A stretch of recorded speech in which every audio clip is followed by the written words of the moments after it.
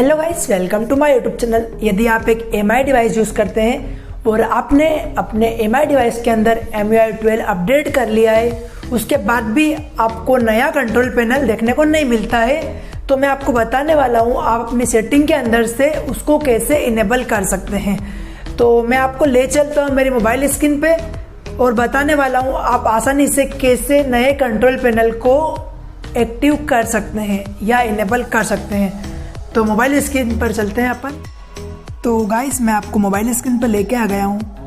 तो मैं आपको मेरा कंट्रोल पैनल दिखा देता हूँ। देखिए गाइस, ये पुराना वाला कंट्रोल पैनल है। अब मैं आपको बताने वाला हूँ आप नया कंट्रोल पैनल कैसे इनेबल कर सकते हैं। तो सबसे पहले आपको मोबाइल की सेटिंग में जाना है।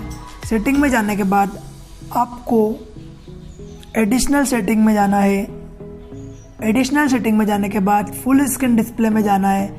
फुल स्क्रीन डिस्प्ले में जाने के बाद आपको सबसे नीचे control centre and notification set पर क्लिक करना है। क्लिक करने के बाद आपको यहाँ पर दिखाई दे रहा है यूज़ न्यू कंट्रोल सेंटर, तो यहाँ पे क्लिक कर देना है। क्लिक करने के बाद देखिए गाइस, ये नया कंट्रोल पैनल आ चुका है। अगर आप इस साइड से स्वाइप करते हैं तो आपको इस तरह का इंटरफेस देखने को मिलता है, और यदि आप लेफ्ट साइड से स्वाइप करते हैं तो आपको कुछ इस तरह का इंटरफेस देखने को मिलता है। तो thank you for watching this video guys. अगर आपको यह वीडियो यूज़फुल लगा हो तो लाइक, शेयर एंड सब्सक्राइब करना ना भूलें।